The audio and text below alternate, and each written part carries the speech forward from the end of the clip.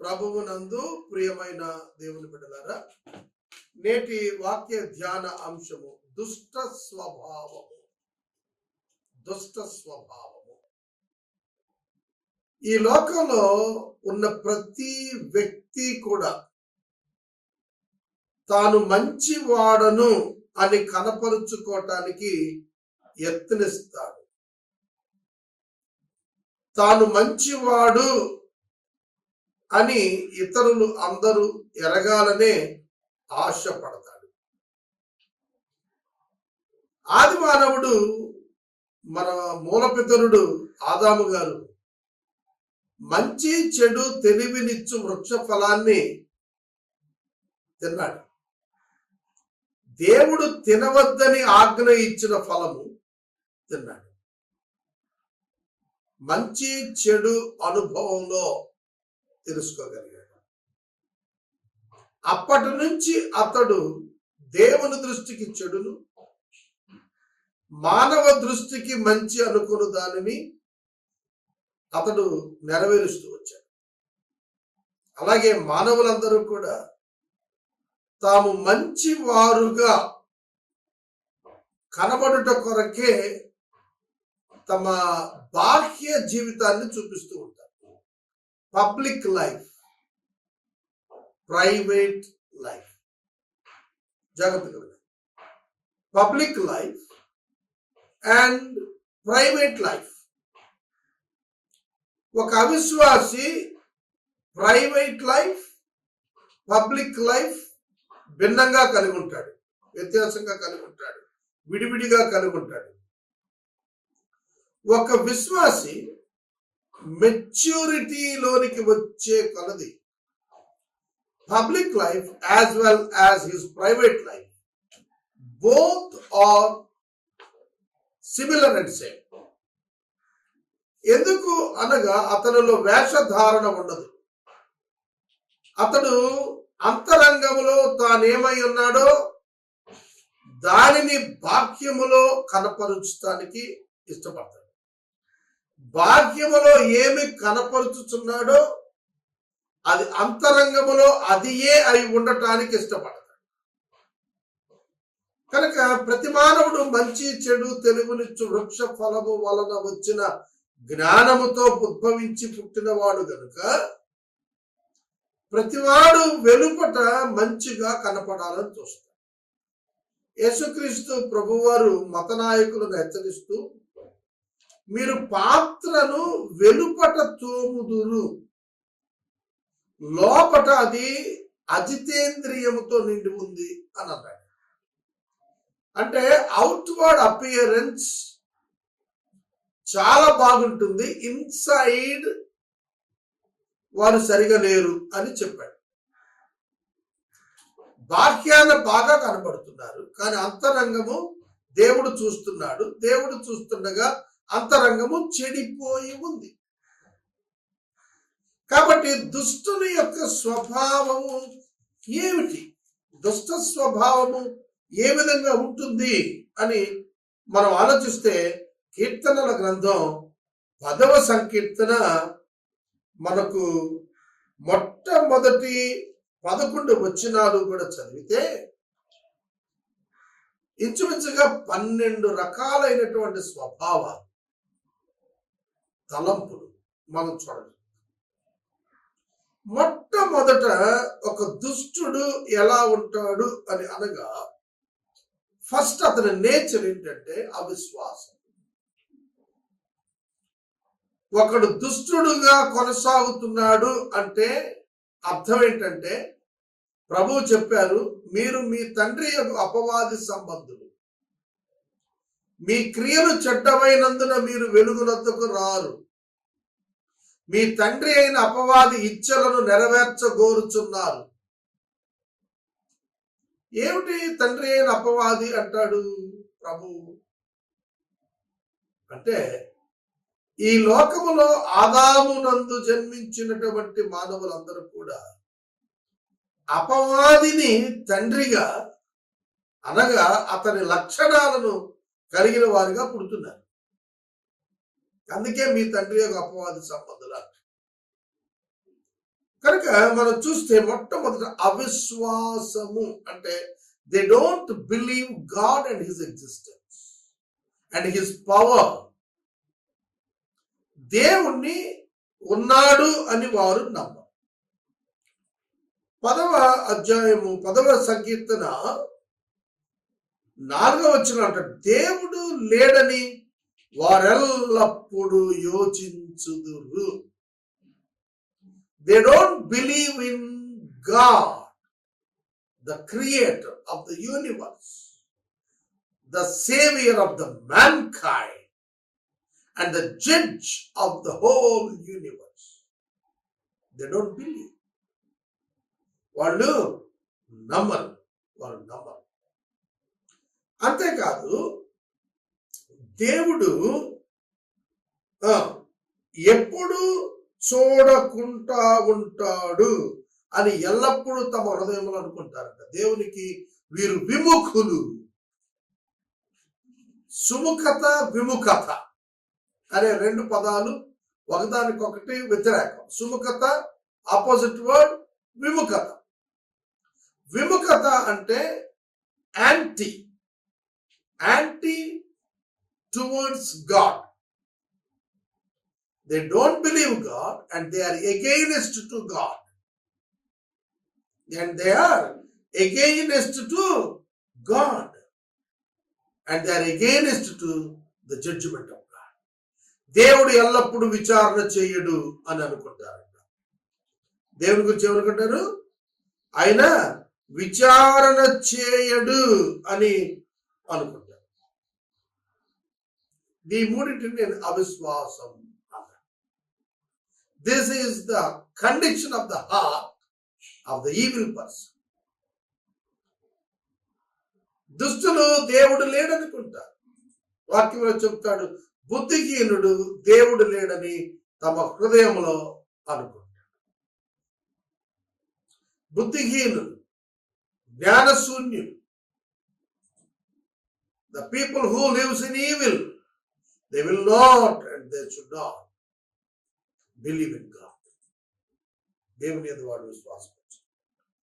తర్వాత రెండవది, వారిలో గర్వము భయంకరముగా ఉండును. మొదటి వచనం ముగింపులో అంటాడు, దుష్టుడు గర్విస్తాడు. దాని రిజల్ట్ ఏమిటంటే దీనత్వంతో ఉన్నవాడిని తరుముతూ ఉంటాడు. అంటే అతడు తన తోటి వారిని ప్రేమించడు. వాక్యం ఏం చెప్తుంది? నిన్ను వలె నీ పొరుగు వారిని ప్రేమించు. కానీ ఈ దుష్టుడు అనేవాడు, ఈ దుష్ట స్వభావం కలిగిన వాడు గర్విస్తాడు, దీనులను తరుముతూ ఉంటాడు.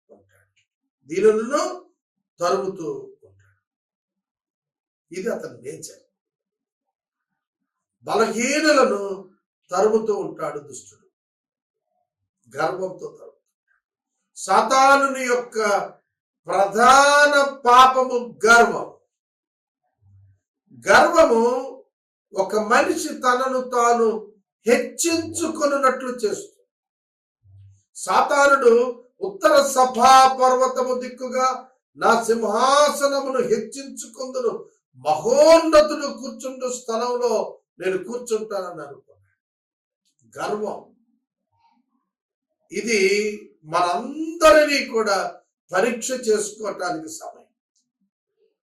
మనము ఉన్న స్థితికి దీనత్వమునకు అలవాటు పడాలి, కానీ ఉన్న స్థితి నుంచి హెచ్చించుకొని గర్వించటం ఇది దుష్టుల యొక్క స్వభావం.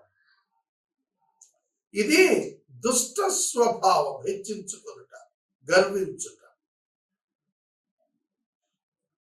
కనుక ఈ దుష్ట స్వభావము మనలో ఉండకూడదు. తర్వాత అతిశయము,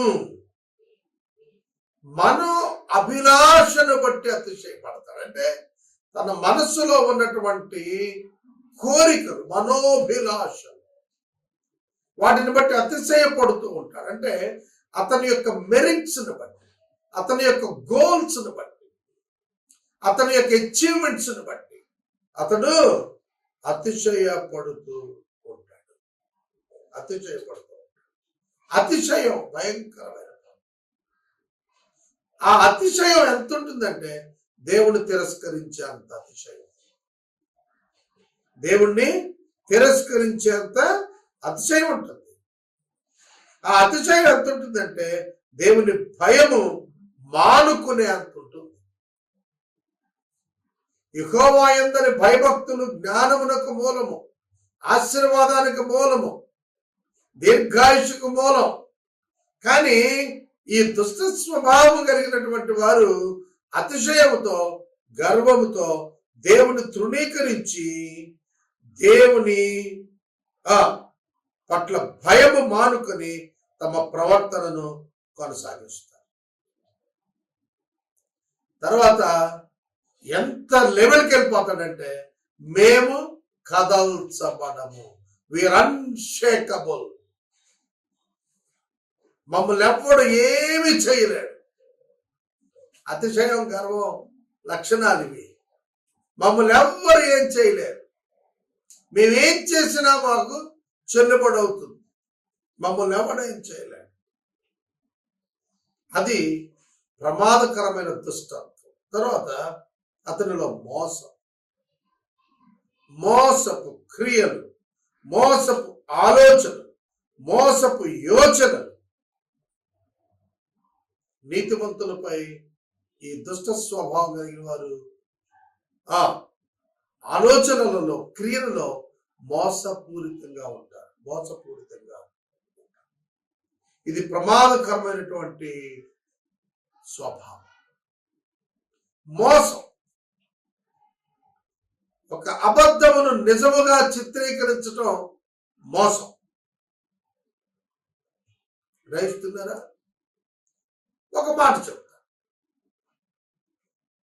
యాకోబు 7 సంవత్సరాలు రాహేలు కొరకు లాబానునకు దాసుడిగా పనిచేశాడు.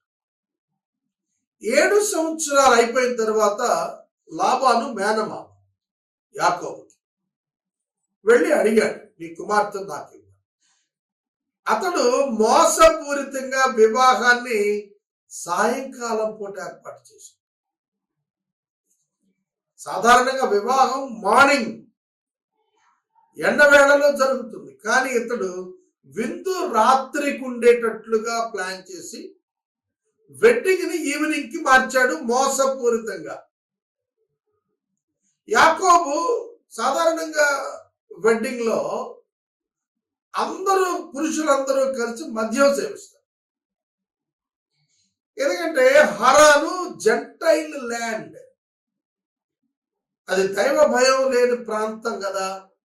అక్కడ వారందరూ కూడాను మద్యం సేవించారు. యాకోబును కూడా సేవించేట్లుగా చేసి మోసపుచ్చి లేయా అనే పెద్ద కుమార్తెను చిన్న కుమార్తె స్థానంలో పెట్టి మోసగించారు. ఒక అబద్ధం నిజమనేటట్లుగా భ్రమింపచేసి ఉదయాన్నే లేచి చూస్తే మోసపోయారని అర్థమైంది. మోసం, దుష్ట స్వభావం. సొంత మేనలుడు కుమార్తెనిచ్చాడు, అల్లుడయ్యాడు, అయినా మోసం. 2 కూతురులు ఇచ్చాడు, అయినా మోసం. 10 మార్లు జీతం మార్చాడు. మోసం మోసం మోసం. ఎవరిని మోసం చేస్తున్నాడు? రక్త సంబంధిని. ఏకైక చెల్లెలు రెబ్కా, అతని కుమారుడు మేనలుడు అల్లుడయ్యాడు, 2 కూతుర్లు అతనికే ఇచ్చాడు, అయినా అతన్ని మోసం చేశాడు.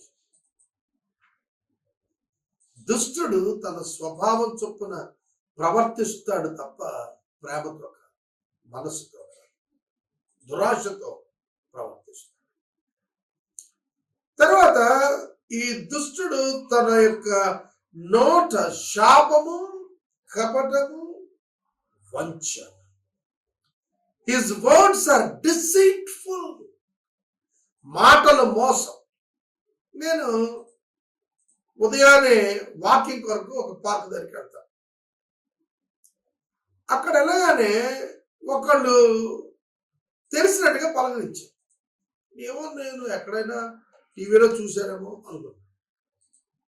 చాలా సమీపమైన స్నేహం ఉన్నట్టుగా మాట్లాడటం ప్రారంభించాను.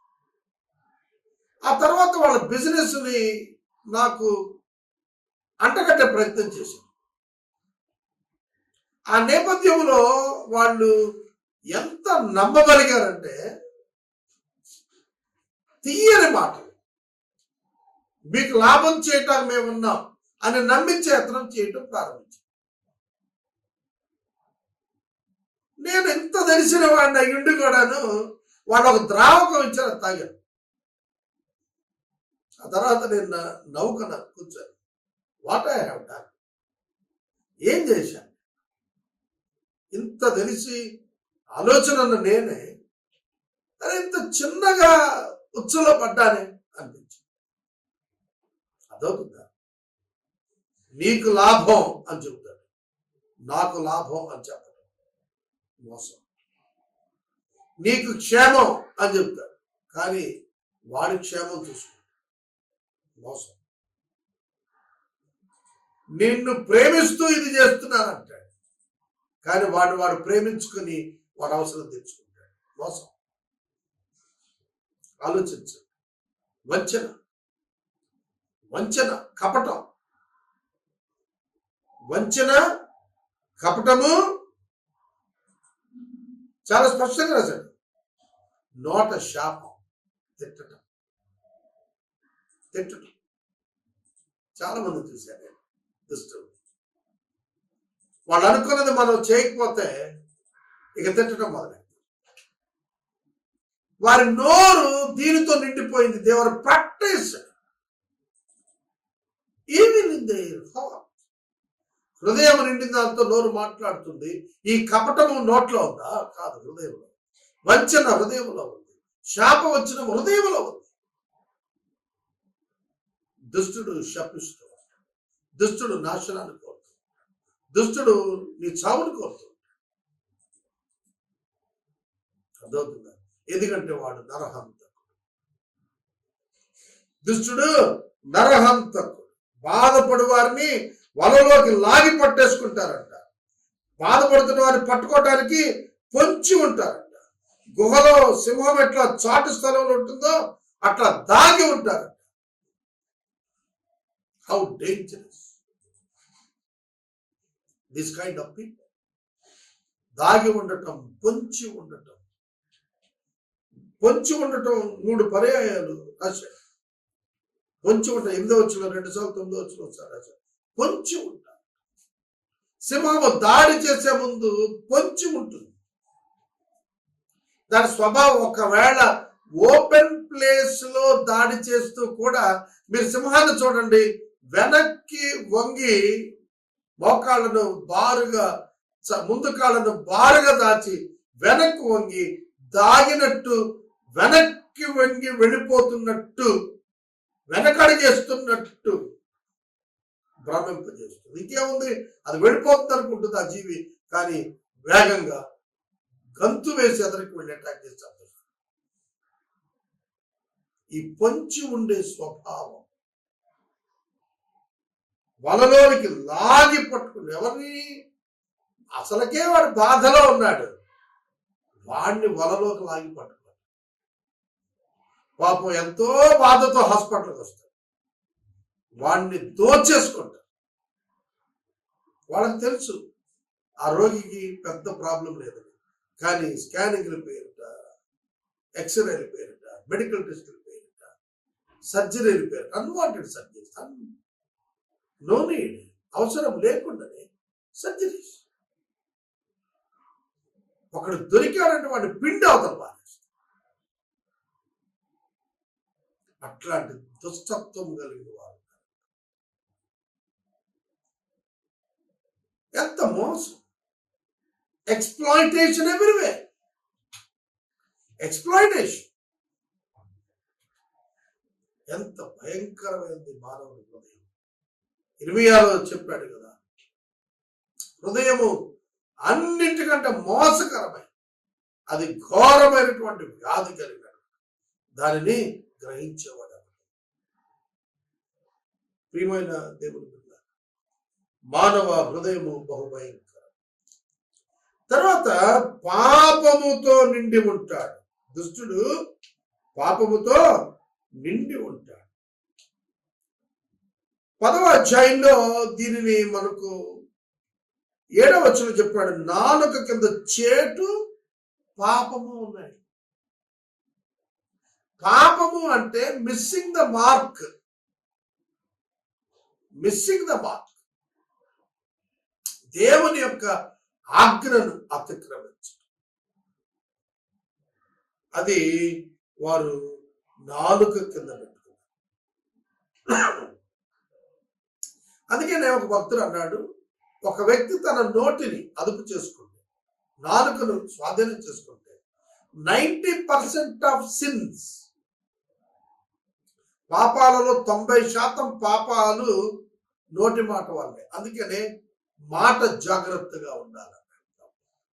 నీ మాట అవునంటే అవును, కాదంటే కాదని ఉండాలి. అంతకు మించింది దుష్టుని నుంచి వస్తుంది. ఒకడు మాట్లాడితేనే ఆ వ్యక్తి ఎవరో మనకు అర్థమవుతుంది. ఒక వ్యక్తితో నువ్వు మాట్లాడితే ఆ వ్యక్తి ఎవరు అనేది తెలుస్తుంది. అందుకనే అంటాడు, language is the transliteration of self. Language is the transliteration of self అంటే భాష ఉన్నదే ఒక వ్యక్తి యొక్క భాష వ్యక్తీకరణ ద్వారా ఆ వ్యక్తి తానెవరో కనుపరుస్తాడు. హూ ఆర్ యు అని ఎవరైనా ప్రశ్నిస్తే అతడు తానెవరో చెబుతాడు. యాకోబుని అందుకనే ప్రభువు నీ పేరేంటి అని అడిగాడు. హూ ఆర్ యు అనే అర్థం. వాట్ ఈస్ యువర్ నేమ్ అంటే హూ ఆర్ యు, ఎవరు నువ్వు? I'm deceiver, I'm a cheater, Jacob అని చెప్తాడు. కనుక ఒక వ్యక్తితో మాట్లాడితేనే ఆ వ్యక్తి ఎవరో తెలుస్తుంది. అతని అంతరంగం ఏంటో తెలుస్తుంది. అతని హృదయంలో ఏముందో దాన్ని మాట్లాడతాడు. ఆ హృదయంలో ఏముందో దాన్ని కనపరుస్తాడు. కానీ నాలుక కింద పాపం ఉన్నది అంటే హృదయంలో పాపం ఉంది. వాస్తవంగా నాలుకలో పాపం, కాలు చేతుల్లో పాపం, శరీరంలో పాపం లేదు. Body is neutral. పాపం ఎక్కడుంది? హృదయంలో ఉంది. ఈ హృదయం మానవునిలో ఉంది. కనుక పాపము యొక్క ఉత్పత్తి స్థానం హృదయం. నాలుక శరీరం కాదు. నాలుక క్రింద అంటే under the control of the tongue, word అని అర్థం. వర్డ్ కంట్రోల్లో పాపాన్ని పెట్టి మాట్లాడతాడు. పాపం ఒకని కంట్రోల్లో ఉండదు, తన కంట్రోల్ తీసుకుంటుంది. పాపము నీ కంట్రోల్లో ఉండదు, నిన్ను కంట్రోల్లో తీసుకుంటుంది. సాతాను నీ కంట్రోల్లోకి రాడు, నిన్ను కంట్రోల్లో తీసుకోవడానికి ప్రయత్నిస్తాడు. వాడు దాని కొరకు నీ కంట్రోల్లో ఉన్నట్టు నటిస్తాడు. అర్థమైంది? దయ్యము నీ కంట్రోల్లో ఉన్నట్లుగా భయపడుతున్నట్టు కనపడుతుంది, కానీ తద్వారా అది నిన్నే కంట్రోల్లో తీసుకోవాలి ట్రై చేస్తుంది. అలాంటి వాడిని ఎంతో మంది చూశారు. తర్వాత లోభము, ధనాపేక్ష, love for money, love of money. ధనము కొరకు బహు అపేక్ష ఉన్నవాడు ధనాన్ని ఖర్చు పెట్టడు. లోభం, అవసరమైన చోట అవసరమైనది ఖర్చు పెట్టకపోవటమే లోభము. పిసినారి. ప్రక్కరాడు చచ్చిపోతుంటే గుక్కడి నీళ్ళు ఇవ్వడు. పిసినారి. లోభము. ఇది దుష్టుని యొక్క లక్షణం. నువ్వు చనిపోయినప్పుడు నువ్వెంత దాచావు, నువ్వెంత అనుభవించావు అనేది మాట్లాడరు. నువ్వెంత పంచావు అనేది మాట్లాడతావు. నువ్వేం చేశావు అనేదే మాట్లాడతావు. లోభము. తర్వాత వారు భయంకరులుగా ఉంటారు. ఉగ్రవాదం. They are terrific people. They are terrific people. ఉన్మాదంతో కూడి ఉంటారు. They want to kill the people. ప్రజలు చంపడానికి చూస్తారు. ఉగ్రవాదం. ఇది దుష్ట స్వభావం. ఎదట వారిని సంపూర్ణ సమూలం నాశనం చేయాలని చూస్తారు. ఇవన్నీ దుష్టుల యొక్క లక్షణాలు. ఇవి మీకు వినబడుతున్నప్పుడు మీలో మీకు కనబడుతున్నాయా? Be careful, మోసపోవద్దు. వెంటనే వాటిని విడిచిపెట్టండి. అన్నిటికంటే ప్రమాదం గర్వము, అతిశయము. జాగ్రత్త. దీనత్వము కావాలి. క్రీస్తు దీనుడయ్యాడు. క్రీస్తు బిడ్డలు దీనత్వంతో జీవించాలి. Humble your self.